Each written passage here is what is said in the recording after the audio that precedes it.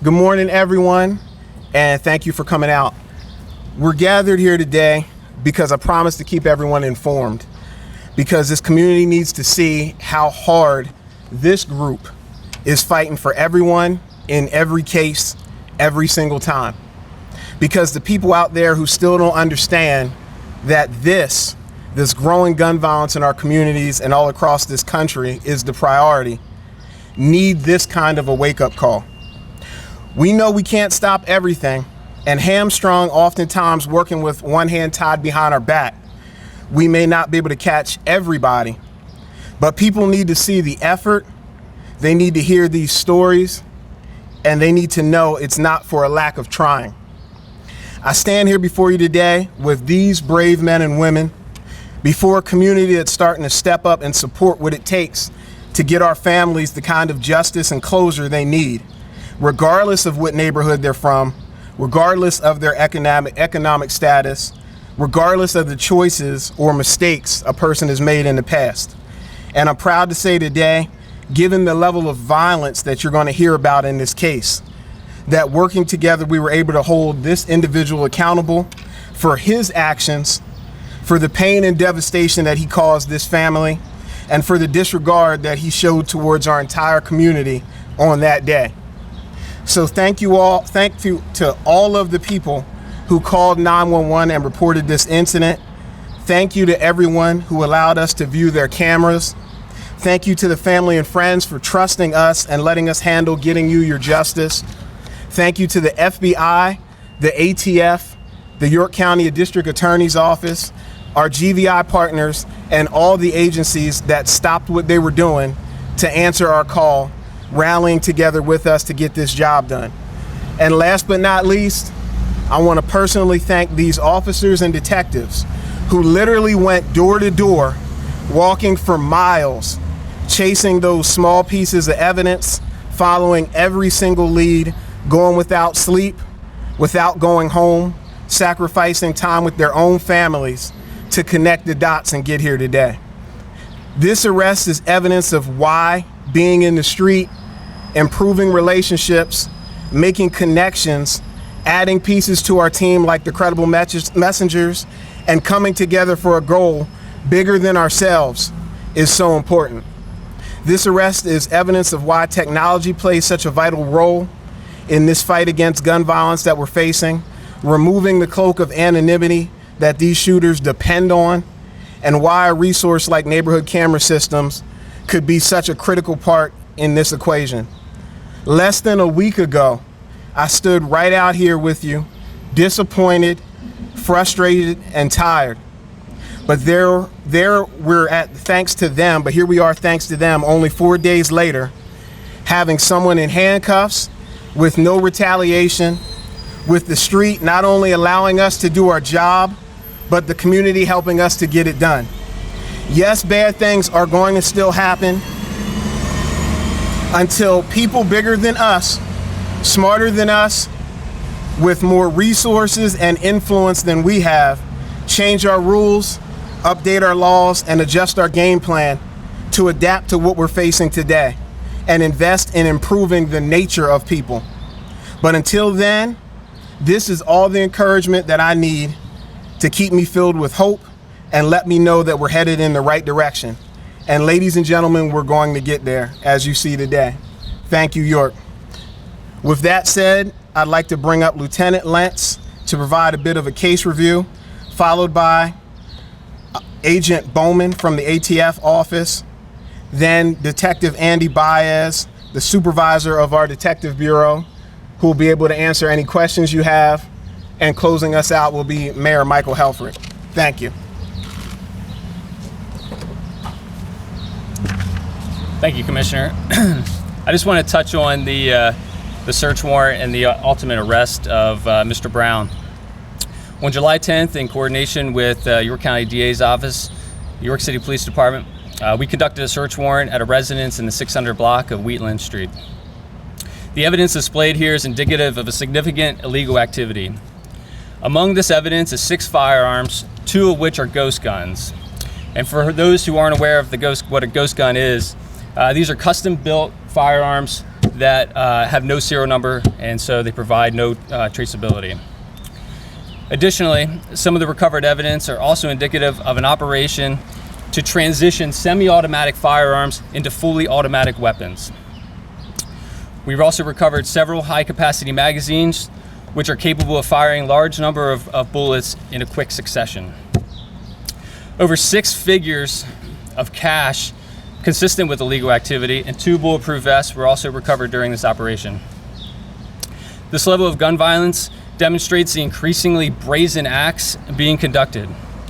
This daylight shooting happened on a major thoroughfare in which a number of rounds, nearly 100 shots, were fired that day. This case also highlights the accessibility of the evidence that is displayed here today. I specifically want to note and highlight the importance of cameras during this investigation. Because of the work of these detectives, they were able to peruse dozens and dozens of camera footage, and nearly 30 cameras led to the arrest and seizure of the firearms and evidence that you see here. This was a great example of how the community members and business leaders offered up their camera footage to help make this possible. We even had dash cam footage that played a part in this investigation. Collectively, it was the police and the community that came together to help make this arrest and to make the seizure of guns and ammo and accessories that you see before us. With that said, I'd like to turn it over to Supervisory Agent John Bowman of the ATF. Good morning. My name is John Bowman. I'm the resident agent in charge of ATF's Harrisburg Field Office. I just want to say, anytime a horrific, violent crime like this occurs in the city of York, ATF will be here to stand with York City Police Department and assist in any way we can. And I also have a warning for any individual that wants to use an autosear, to put an autosear in the back of his Glock to make it fully automatic. ATF will be coming after you with York City Police Department. You can count on that. ATF is here to continue to assist the York City Police Department with investigative follow-up to include the firearms being placed into ATF's NIBIN system to determine if the firearms recovered were used in the homicide, as well as where these guns came from. I also just want to commend the York City Police Department with their work so far in this investigation. They've done an outstanding job. With that, I'll turn it over to Detective Baez. I'm sorry, Mayor Helford.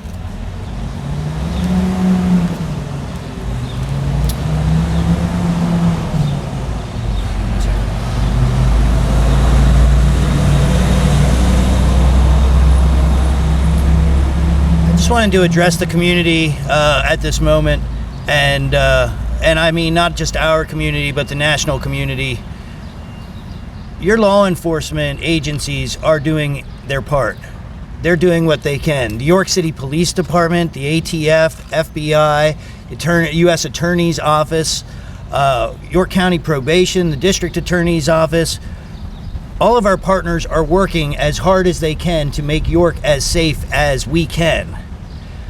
However, obviously, when you see this array of armament, of things, can you imagine what other purpose other than creating violence in our community could some of these items have?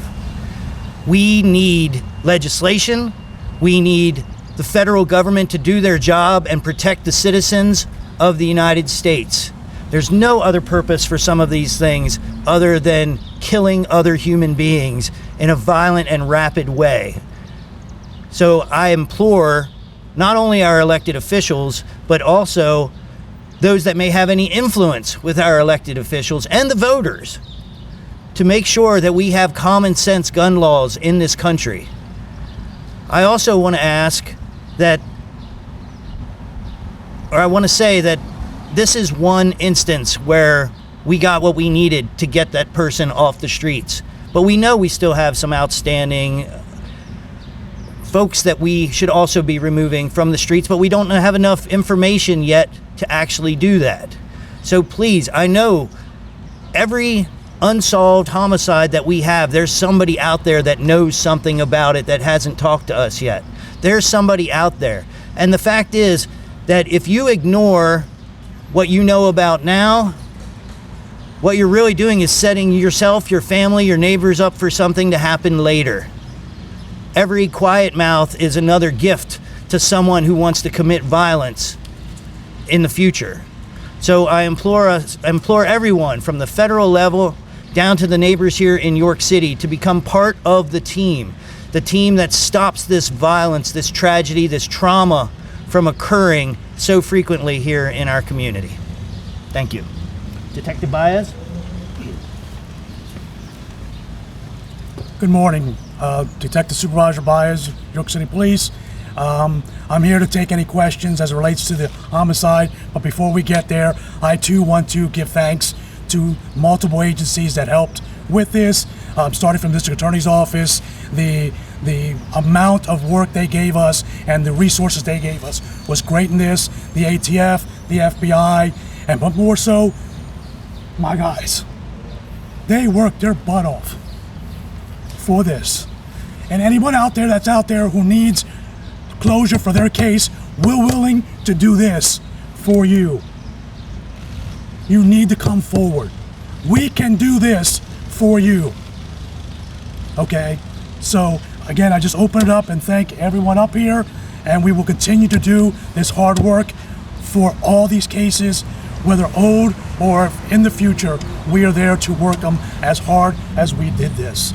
So, any questions? Detective Baez, Yes. percent of the stuff that we're seeing on this table, from the handguns to the magazine extenders to other stuff, how much of this was actually involved in last Wednesday morning? All that still needs to be tested, to be sent up for ballistics and analysis. So right now, I can't answer that question until that is done.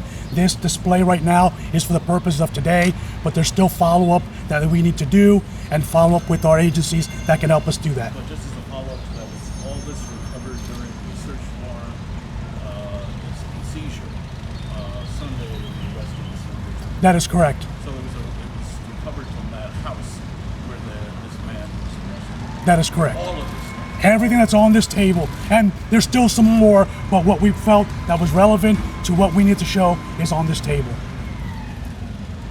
What do you think about this accumulation of weapons? Well, it's obviously, I will tell you this, in 22 years of serving this department, this city, and 13 as a detective, this is probably the worst case I've seen. And I don't like to say that lightly because I've seen some horrific cases.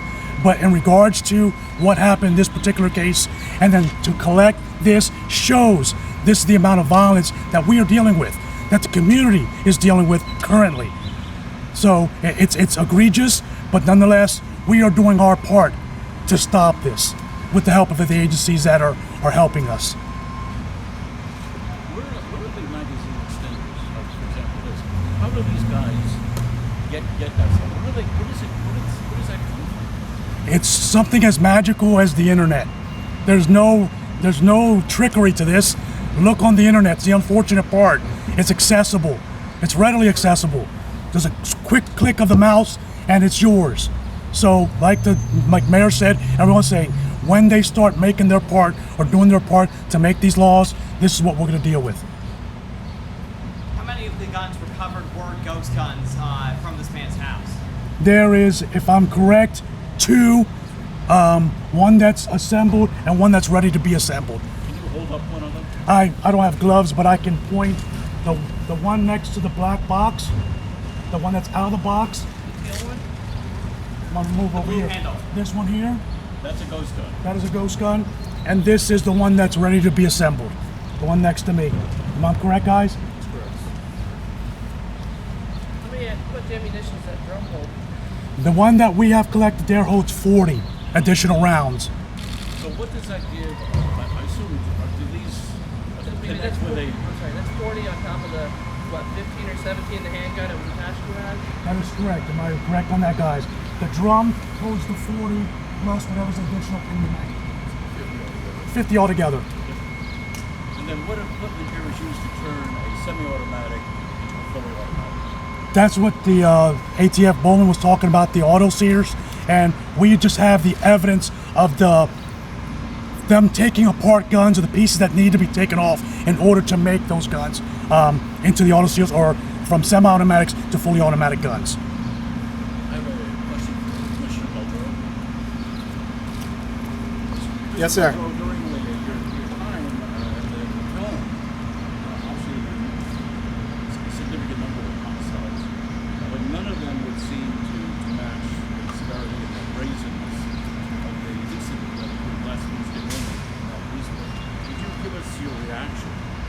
fact that putting the court documents, 4 individuals, all armed, including guns that had the expanded magazine, fired their guns and shot and killed this man.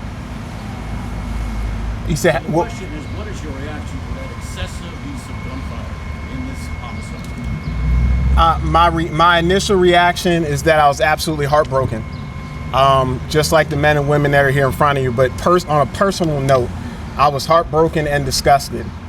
And then as I started to reset and I came down and met with Baez and our detectives and the individuals that were working this case, and I seen how hard they were working, and I continued to get phone calls and tips, and I found out about the cameras and all the evidence that they were collecting. I found myself reminded that they're doing everything they can and that we're on the right track. I found myself being heartened that the community was still reaching out like that to get this type of stuff off the street. And then I reminded myself that it's not just, like the mayor said, it's not just York. This is what my mentor, Chief Carter, is facing in Harrisburg, fighting in Harrisburg. This is what they're fighting up the road in Philadelphia. This is what led to the mass shootings that you see, the weekend of mass shootings that you saw, the dozen a couple weeks ago.